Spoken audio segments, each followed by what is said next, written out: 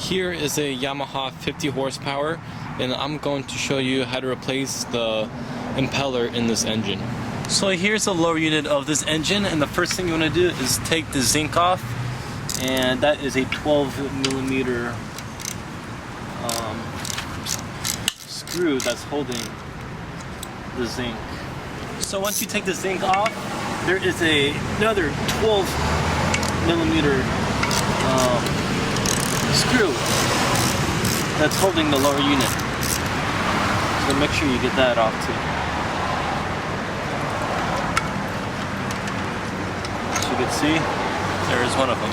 Your next step is go to the lower unit, and you're gonna have 4 14mm bolts, 1, 2, and 2 on the other side, and we want to take those out.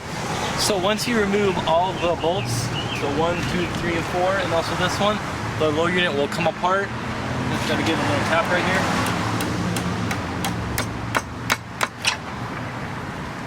Be careful, you hold it from the bottom, and we have to disconnect this tube right here. So with the lower unit off, you're gonna have 4 12mm bolts holding the water pump housing. And unscrew those. So once you remove the housing, you're gonna grip the housing with your hands. You're gonna slide it right off. And now the impeller. Sometimes you might have to pry out the flathead to get it out. So here's my old impeller.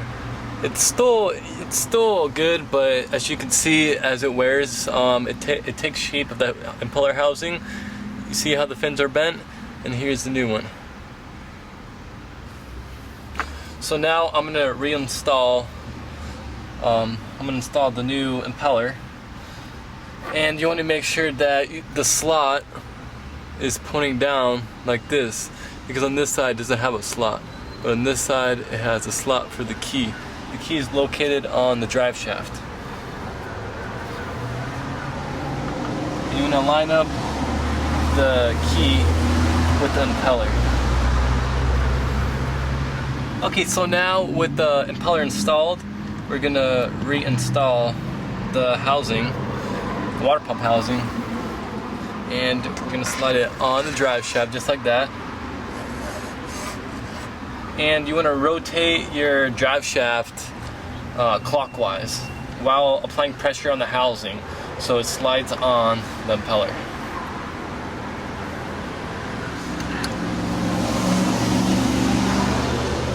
Now we're just going to tighten up the bolts. So now, as you can see, the housing is installed. Make sure that the impeller housing is tightened up. And now we're going to reinstall the lower unit. And before you reinstall the lower unit, grease up the splines at the end of the drive shaft so the drive shaft doesn't seize in the power head. So now we're going to install the drive shaft. Make sure that the tube where it pumps water lines up with the impeller housing. Is very important, because if you don't do that, it's not going to pump water. Hook up the tube. And now just have to line up the lower unit with the power head. Sometimes if it does this and it gets stuck, you have to rotate the flywheel just a little bit so that the splines line up.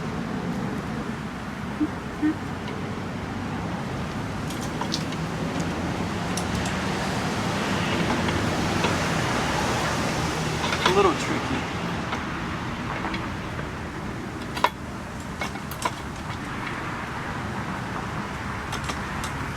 Once you get it on, it should look like that. And now reinstall the lower unit bolts and make sure you grease them up so they don't seize.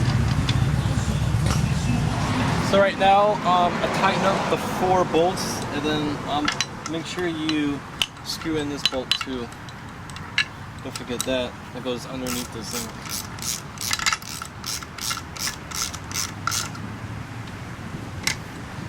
And now I'm going to screw in my zinc. I bought a brand new one. Here's an old one, new one. Good idea to replace this. It's paid $12 for a new one.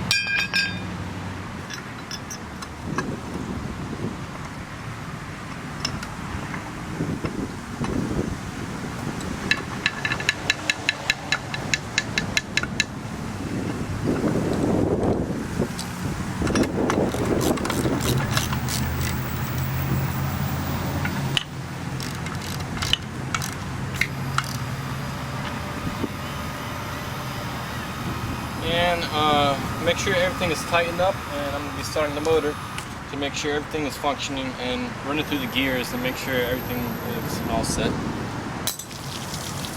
So here's the engine. I'm going to start it up. So you can see it pumping water.